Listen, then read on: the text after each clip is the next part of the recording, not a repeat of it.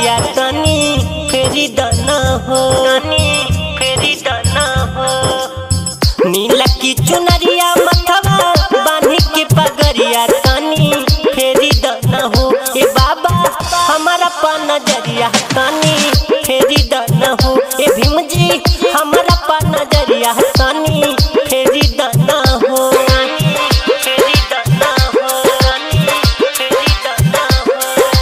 Amit DJ, Amit DJ, Amit DJ, presented by Agnihotri Production।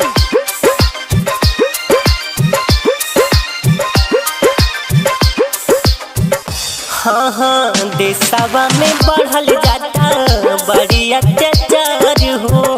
तुहर दिहल छीनल जाता हमसे अधिकार हो, हमसे अमित डीजे, अधिकार। अमित डीजे, अमित देशवा में बढ़ल जाता बड़ा अत्याचार हो। तुहर दिहल छीनल जाता हमसे अधिकार हो। नैया के खेवैया संविधानवा के रचैया तनी फेरी दना हो, तनी फेरी दना हो। नैया के खेवैया संविधानवा के रचैया तनी फेरी दना हो। ए बाबा हमारा पान नजरिया तनी फेरी दना हो। ए भीम जी हमारा पान नजरिया तनी फेरी दना हो। Amit DJ, Amit DJ, Amit DJ,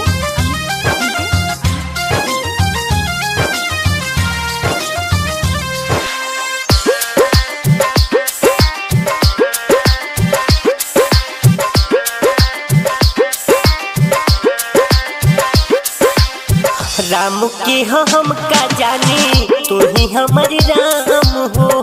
हमनी गरीबवन के तू ही भगवान हो। अमित डीजे, अमित डीजे, अमित राम के हम का जानी तू ही हमारी राम हो।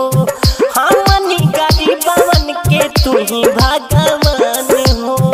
आईनी हम सरनिया भीम जी पूजे दा चरनिया तनी फेरी दना हो, तनी फेरी दना हो। वीरेंद्र सजना वाली है गावेला भजनवा तनी फेरी दना हो। शुभम अमित पा नजरिया तनी फेरी दना हो। ए बाबा हमारा पा नजरिया तनी फेरी दना हो।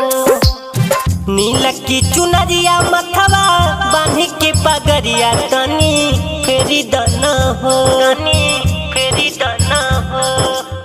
नील की चुनरिया मथवा बांधी के पगरिया तनी फेरी दना हो। ए बाबा हमारा पा नजरिया तनी